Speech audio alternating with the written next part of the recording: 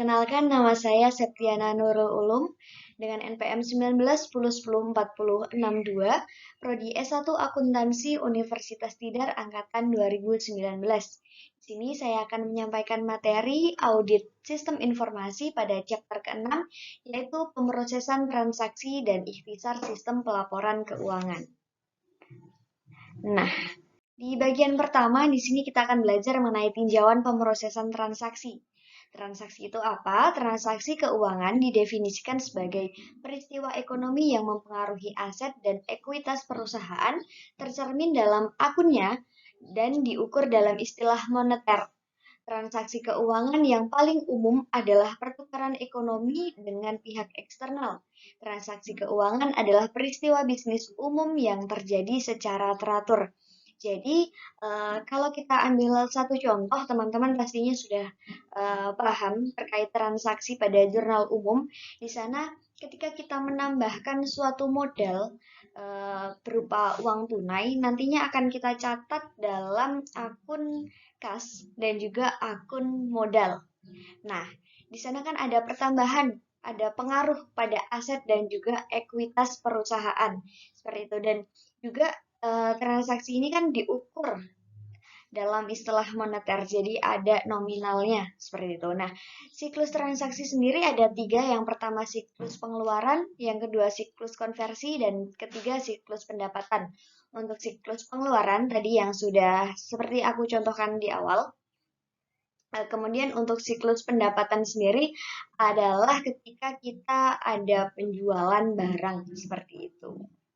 Oke, lanjut. Selanjutnya ada tinjauan akuntansi. Di sini kita ada sistem manual terlebih dahulu. Yang pertama ada dokumen. Sebuah dokumen memberikan bukti peristiwa ekonomi dan dapat digunakan untuk memulai pemrosesan transaksi. Beberapa dokumen merupakan hasil dari pemrosesan transaksi. Di sini ada 3 dokumen. Yang pertama ada dokumen sumber, yang kedua ada dokumen produk, dan yang ketiga ada dokumen perputaran. Kita masuk ke dokumen sumber dulu. Dokumen sumber adalah peristiwa ekonomi menghasilkan beberapa dokumen yang dibuat di awal atau sebagai sumber transaksi. Dokumen sumber digunakan untuk menangkap dan mengformalkan data transaksi yang dibutuhkan oleh siklus transaksi untuk diproses. Untuk dokumen produk, yang kedua ya, adalah hasil dari pemrosesan transaksi daripada mekanisme pemicu untuk pemrosesan tersebut. Dan yang ketiga, dokumen perputaran adalah dokumen produk dari suatu sistem yang menjadi dokumen sumber untuk sistem yang lainnya. Jadi, mungkin kalau kita ambil contoh, dokumen sumber ini adalah nota-nota kwitansi dan juga faktur seperti itu, karena dia adalah sumber awal transaksi dan akan menjadi ini data transaksi untuk siklus selanjutnya seperti itu ya. Kita lanjut. Masih di sistem manual, di sini ada jurnal. Jadi jurnal adalah catatan entry kronologis pada titik tertentu dalam proses transaksi. Ketika semua fakta relevan tentang transaksi diketahui, peristiwa tersebut dicatat dalam jurnal dalam urutan kronologis. Dokumen adalah sumber data utama untuk jurnal.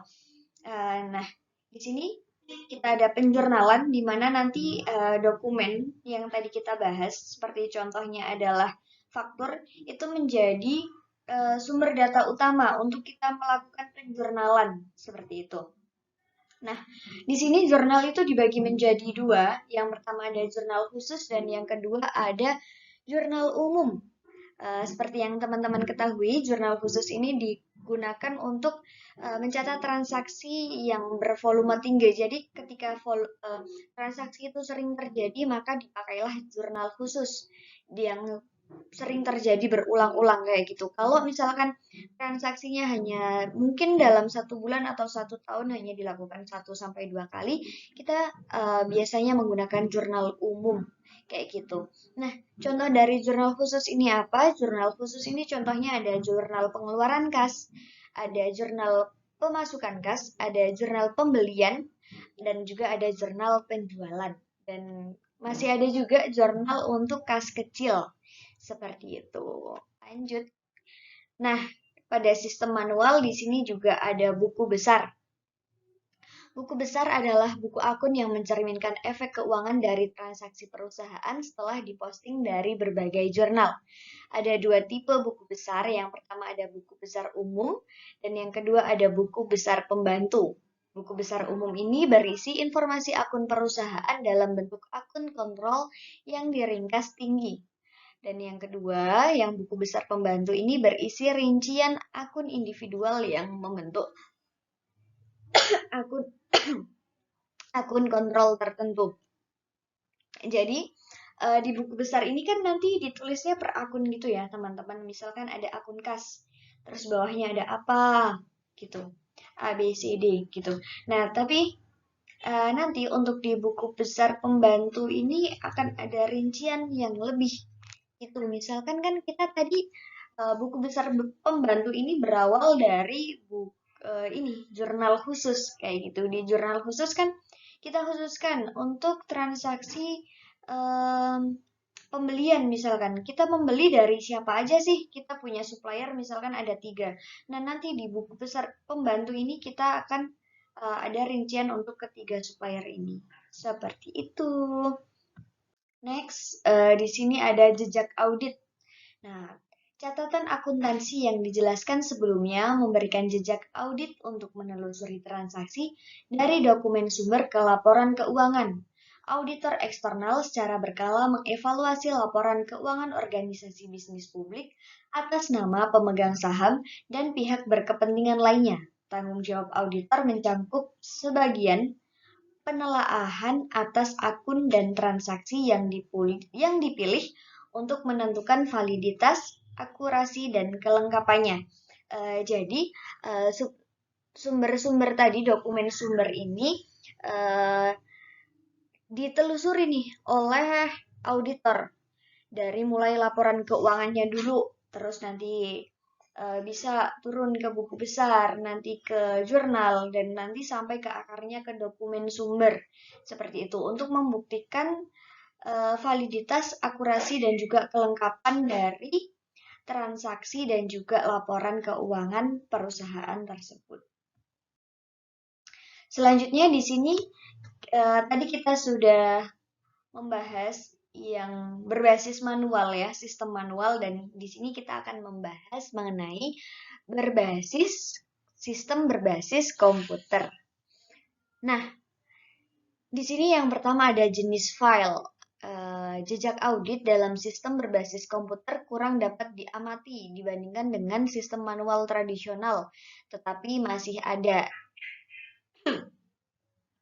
Untuk jenis-jenis file tersendiri, ini ada 3. Yang pertama file induk, yaitu sebuah file induk umumnya berisi data akun. Yang kedua ada file referensi. Sebuah file referensi menyimpan data yang digunakan sebagai standar untuk memproses transaksi. Dan yang ketiga adalah berkas arsip, yaitu sebuah berkas arsip berisi catatan transaksi masa lalu yang disimpan untuk referensi di masa mendatang. Oke. Jadi di sini ada contoh bagannya ya mengenai jejak audit. Kita lanjut.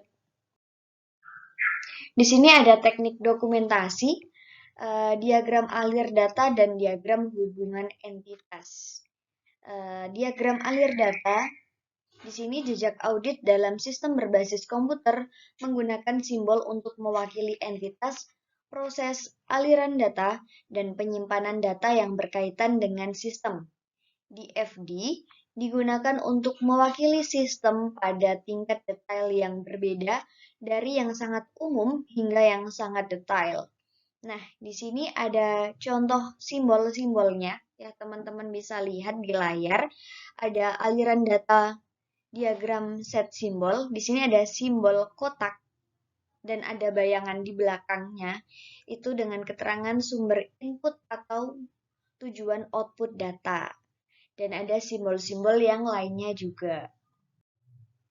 Nah, selanjutnya diagram hubungan entitas. Diagram hubungan entitas atau ER adalah teknik dokumentasi yang digunakan untuk merepresentasikan hubungan antar entitas. Entitas adalah sumber daya fisik, peristiwa, dan agen yang ingin diambil datanya oleh organisasi. Nah, di sini hubungan antara diagram ER dengan diagram aliran data, yaitu di FD dan diagram ER menggambarkan aspek yang berbeda dari sistem yang sama, tetapi mereka terkait dan dapat direkonsiliasi. Di FD adalah model proses sistem, dan diagram ER memodelkan data yang digunakan atau dipengaruhi oleh sistem. Kedua diagram tersebut terkait melalui data. Setiap penyimpanan data di DFD mewakili entitas data yang ada dalam diagram ER.